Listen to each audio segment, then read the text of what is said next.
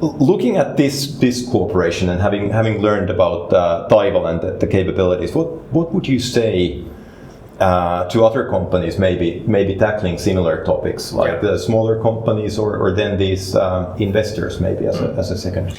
Yeah, it's a good question. So I would say there's three parts to that. The first part, of course, is to recognize that innovation can come in two ways. Linear innovation, incremental improvement, whether you use data to improve efficiency, data to increase productivity. These are all very much what most of companies are doing now. Sure. The incremental linear innovation. And then you have the second type of innovation that I would say is disruptive innovation, that is non-linear. And this often requires companies to take a leap of faith, right? And that, because often it will challenge the existing business model. And it will change the way a company work and create new market, new business. Sure. And this is the hard part. And I like to think that in the data sharing sphere, both of these type of model or innovation is taking place. For sure. For some, they are just incremental. For others, really, they have the opportunity to do this disruptive part. And to recognize that, because once you recognize that, you know that the approach of dealing with these two innovations is two different ways. That's one thing. And second thing, when it comes to data sharing, I think the important is also to understand the value creation at the network level as a group of partners. And this is where then the new skills need to come in, orchestration of the data ecosystem, orchestration of the partners.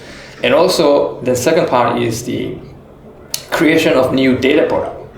Company has been creating products for a long time within the company, but data product is a different type of sets of animal, right? Definitely. And that's a different type of skill set also needed to do that. Yep. So that's the second point. And the third point I would say is the only way to really learn about this is by doing it. So start experimenting early as soon as you can. Don't work alone within your network, but work together with your network.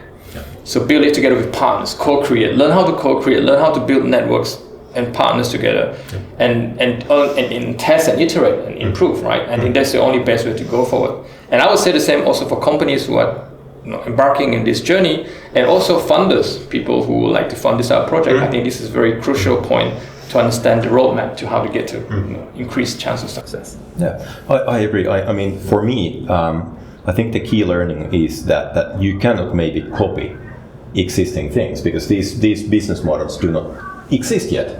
So it is this question of being able to pull companies together into one room and trying to think through, okay, how do we create something new that actually carries value with it, and that basically carries through all of the messages that you just said.